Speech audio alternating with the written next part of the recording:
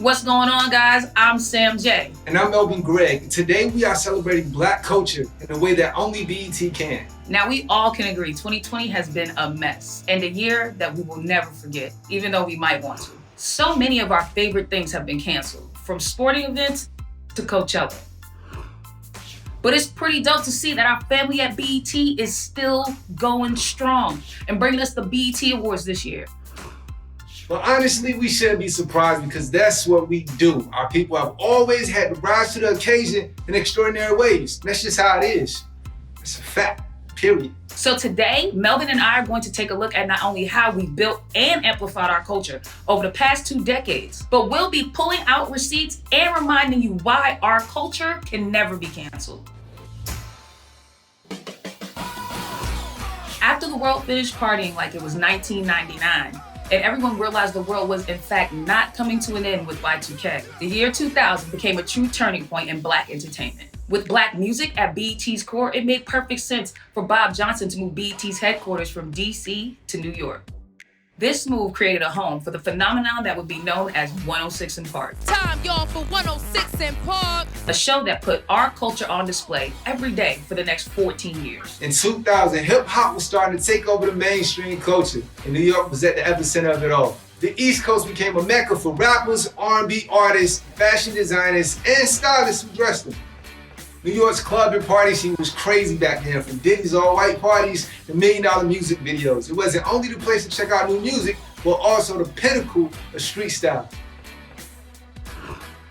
While the East Coast was popping, the West Coast was low-riding. Everywhere you look, Black culture was the driving force behind everything that was cutting edge.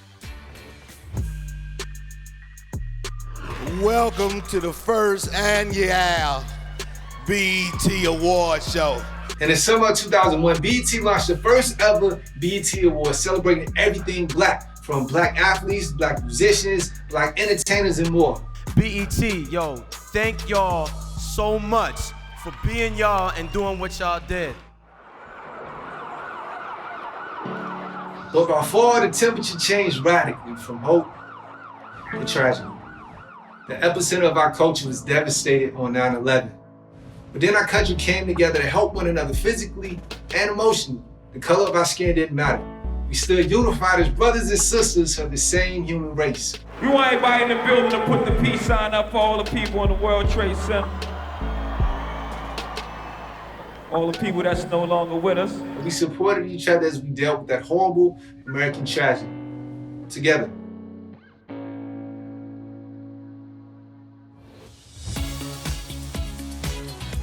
As we all move past 9/11, the Academy Awards in 2002 was a welcome, feel-good moment. And the major milestones we conquered made that year's Oscars epic.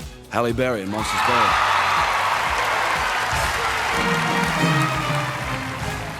This moment is so much bigger than me.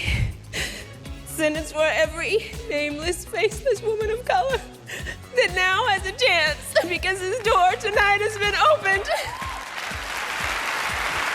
We've been given Black Gold in cinema for a long time, but in 2002, Black Excellence finally swept the top acting categories at the Academy Awards.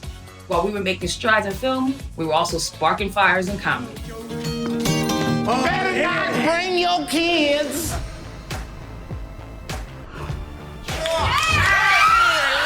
In 2003, a generation-defining talent changed the game with a groundbreaking sketch comedy show. Through his trademark satire, Dave Chapelle's sketches elevated conversations about race, sex, and class in America. And the nearly 3 seasons the show ran on Comedy Central made him a household name.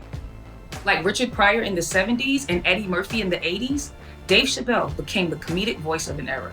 His legacy can be found in the generation of button-pushing comics that followed, like Tiffany Haddish, Michael Che, Kenan Thompson, Trevor Noah, Key and Peele, and many more. Also, one must remember how hard it is for Black Ice to survive, what with the authorities trying to destroy it with the snowplows and the salt trucks. But Black Ice perseveres. That's right.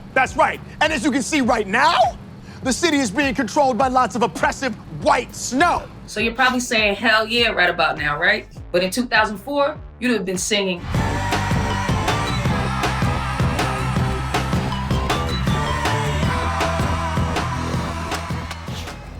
Outkast.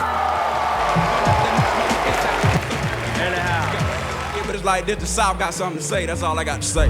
Back in 1995, Andre 3000 told the world that the South had something to say. 9 years later, in 2004, the world heard their formative group as Hey Ya hit #1. With Outkast leading the pack, all eyes and ears was tuned to what was happening in the South. From Atlanta with Ludacris and T.I., all the way to Memphis with 3 6 Mafia. Southern hip hop reminded us that our culture existed in a powerful way between two coasts in this country. The early 2000s was dope, but make sure you keep it locked because the next 5 years will be equally as epic and will definitely change our lives.